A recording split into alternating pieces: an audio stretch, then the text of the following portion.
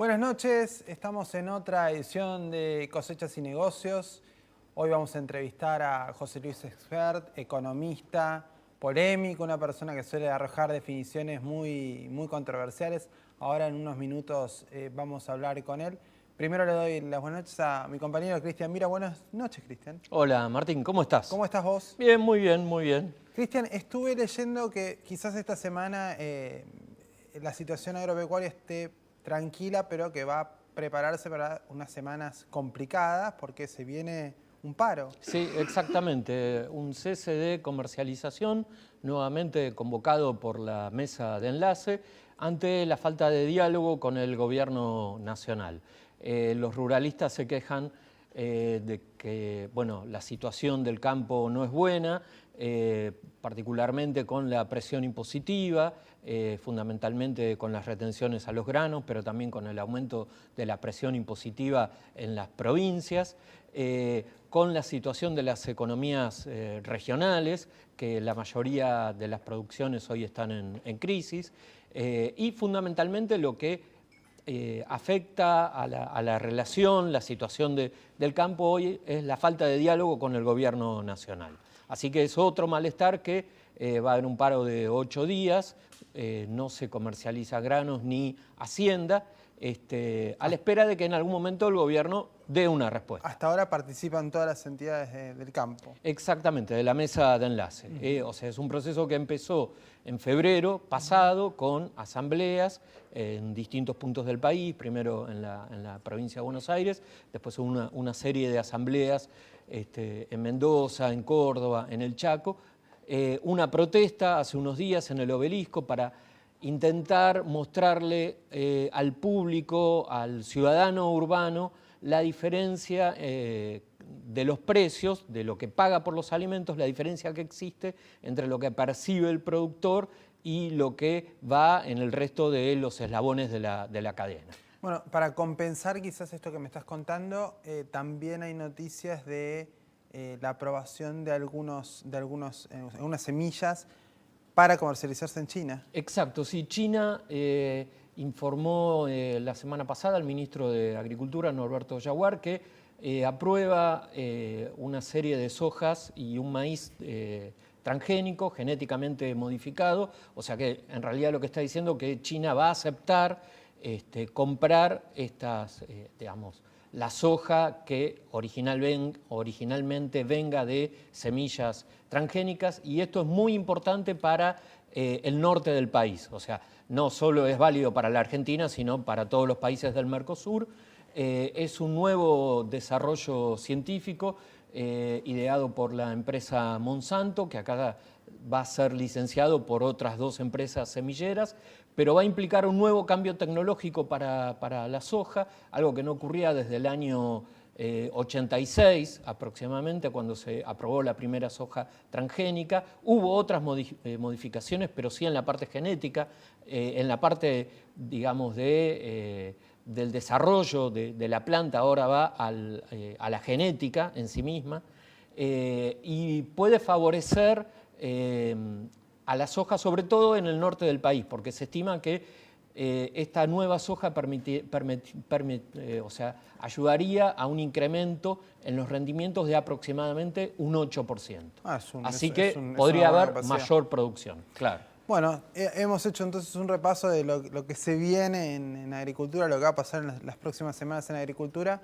Ahora nos volcamos de lleno a la economía, que siempre, como suele sucedernos en este país, siempre da mucho para hablar, para discutir o para tratar de entender. Así que vamos a un corte y a la vuelta la entrevista. Estamos en Cosechas y Negocios, vamos a entrevistar a José Luis Espert, economista.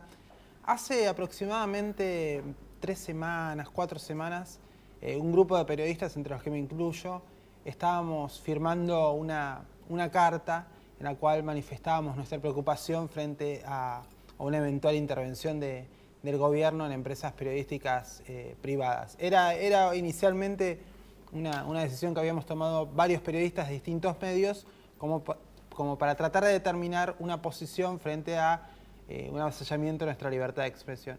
Llamativamente, hubo un economista que nos contactó y que, aún no siendo periodista, aunque escribe muchas veces para publicaciones, dijo, me interesa adherir a lo que están haciendo, me interesa adherir a lo que quieren. Y ese economista fue Spert, así que para empezar Bueno, le agradezco el gesto. No, por favor. Sobre todo porque muchas veces, vamos a ser realistas, usted es una persona polémica y hay veces que los mismos diarios que Clarín, La Nación, a veces tenemos nuestros diferendos y nuestros desacuerdos con usted y se lo planteamos.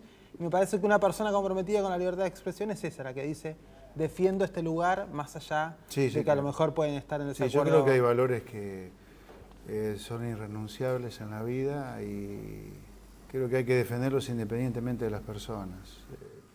Yo muchas veces creo que en Argentina, lamentablemente, hay mucha discusión sobre personas y poca discusión de ideas o de valores o de cuestiones de fondo. Y en este caso me parecía una oportunidad interesante para hacerlo, digamos. Precisamente un poco sobre eso. ¿Hay ideas en la política económica o es un personalismo demasiado a la deriva? Yo creo que en general, lamentablemente en Argentina, la discusión es más sobre personas que sobre ideas, ¿no? Por ejemplo, ¿alguien sabe lo que piensa Massa en materia de política económica, en materia de política exterior, en materia de defensa? Por ejemplo, ¿no? Digo, Scioli, cualquiera, digamos, ¿no? Scioli, hasta el mismo Macri, digamos. Tiene grandes diferencias en lo profundo o en cosas más profundas que no mentir con el INDEC, digamos, ¿no? Sí, yo creo que hay poca discusión de ideas. También, ¿no? Y digamos, una alianza de centro-izquierda, sí, digamos. ¿Qué ideas, no? Sí, por eso. En este caso me pareció una oportunidad, siendo consistente, equivocado o no, con mis ideas, de apoyar algo independientemente de las personas. Pero, ¿no le parece que esto es un poco endémico? ¿O que esta discusión de personas y no de ideas? Sí, claro. No, o sea, a veces tenemos la tentación todos de echarle la culpa de tantas cosas al kirchnerismo porque hace tantas cosas mal. Sí. Pero esta discusión de que nos falta discutir ideas y hablamos tanto de personas, ya viene hace rato. Sí, no, esto no es un patrimonio exclusivo del kirchnerismo de ninguna manera. Vamos al modelo supuestamente antitético del kirchnerismo, que ha sido la convertibilidad.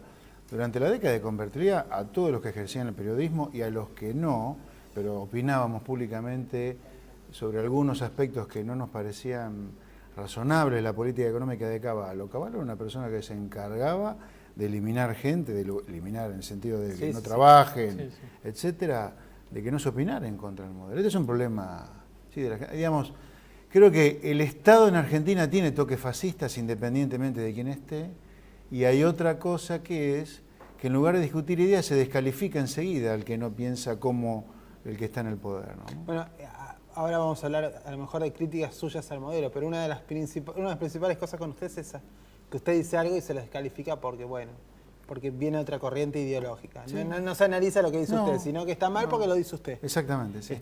O por lo menos yo lo veo en muchas personas. Sí. Si usted tuviera que marcar 3, 4, 5 aspectos medulares donde está fallando la política económica, ¿en dónde se concentraría? Bueno, el principal problema de corto plazo es el fiscal. Argentina tiene una presión impositiva récord histórica y sin embargo tiene la tercer peor situación fiscal del último cuarto de siglo. La situación fiscal hoy es de un déficit que es solamente superado por el déficit del 89, hiperinflación, y por el déficit de 2001, el fin de la convertibilidad. ¿De cuánto está calculando? 4 puntos del producto. Durante el 88-89 fueron 7 puntos y medio del producto y durante el 2001 5.4. ¿100.000 millones? Hoy 125.000 millones, incluyendo provincias. Con los pagos de capital de deuda, el agujero de caja del gobierno está cerca de los 150.000 millones de pesos. Ese, yo le diría, es el primer problema, del cual, dado que usted me pregunta el principal o los principales problemas, del cual son hijos un montón de otros problemas. Por ejemplo, el segundo problema que yo marcaría, porque es hijo del primero, que es el fiscal, es la inflación que tenemos. Pero no se puede discutir la inflación en Argentina, seriamente hablando, ¿no? Si no se discute el problema fiscal, que es el que causa el déficit y la necesidad de emitir al 35% para financiarlo. El tercer problema que yo marcaría, que también es hijo del primero, que es el fiscal, es la presión impositiva en Argentina. El que está en blanco en Argentina tiene una presión impositiva equivalente a 50 puntos del producto. es récord en la historia y es una presión impositiva superior a países que tienen 3 veces nuestro ingreso per cápita, lo cual es un disparate absoluto. Es un poco lo que marcaba Cristian Claro. en la apertura, que el campo se siente muy presionado Obviamente. en términos impositivos y aparte tiene la diferencia entre lo que cobra por el dólar oficial, lo que está el No, y dólar además, paralelo. 50 puntos del producto es en promedio, o sea que hay sectores que pagan mucho más que 50 puntos del producto, el campo es uno de ellos, y otros mucho menos, por supuesto, los que no tienen impuestos directos como son las retenciones, ¿no? Así que los 3 problemas que marcaría son el fiscal como genérico, el problema de la inflación y el problema de la presión impositiva salvaje que hay en Argentina. Y dentro del déficit fiscal, es decir, ¿cuáles son los mayores excesos que se han cometido para llegar a este déficit fiscal? No, lo primero que te marcaría es donde no hay que tocar hoy el déficit o el gasto público. Impuestos, por lo que dije anteriormente, no tocarlos. Ya tenés una presión impositiva récord histórica y además inadecuada pensando en que Argentina es un país de ingresos medios, no rico. Por lo tanto, hay que ir por el gasto público. ¿Qué gasto público no tocar? Primero las jubilaciones, obviamente. Si bien yo nunca estuve de acuerdo con el jubileo de 2,5 millones de personas que nunca habían aportado, o por lo menos haberlo hecho de la manera que se lo hizo. Segundo, lo que no hay que tocar son los subsidios, porque a la gente ya la están matando con la inflación y con la presión impositiva. El subsidio y en algún lugar compensa el impuesto inflacionario y la presión impositiva salvaje que paga el que está en blanco. Donde hay que tocar es lo que es el peso verdadero del sector público, el gasto en personal y la inversión pública, que es poca hoy. Pero el Estado gasta en salarios 450.000 millones de pesos al año, incluyendo nación, provincias y municipios. Pero ¿cuánto tiempo puede, a ver, esa idea se puede Políticamente discutir? es inviable, por supuesto que es inviable también, pero estamos discutiendo un plano de la técnica. Cuidado, porque esta discusión de lo que es políticamente viable versus la técnica se dio sobre el final de la convertibilidad. Así terminamos. Pero ¿no es más políticamente viable discutir algunos subsidios? Esto, por ejemplo, de que el agua a los sectores más pudientes esté un precio tan bajo, el agua, la luz, el gas. Eso es políticamente correcto. Ahora, en números, ¿Usted cree que no mueve el amperímetro? no mueve el amperímetro. A ver, acá el gasto público son 1,100 billones de pesos, o sea, groseramente, 1 billón de pesos es el gasto público, 1.200.000 en realidad.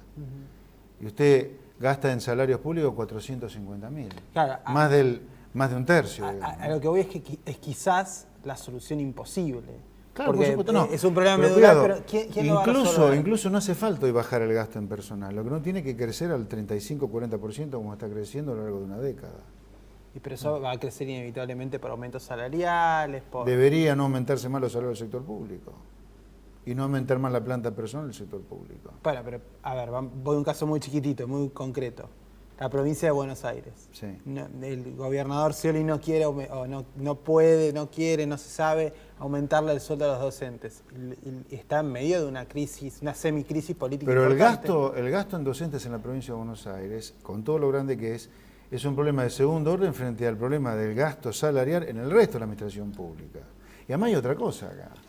Yo creo que acá, cuidado que la economía está haciendo un ajuste salvaje hoy, por el hecho que el Estado no haga ningún ajuste. El sector privado está destruyendo empleo. Tenemos en crisis severa las economías regionales.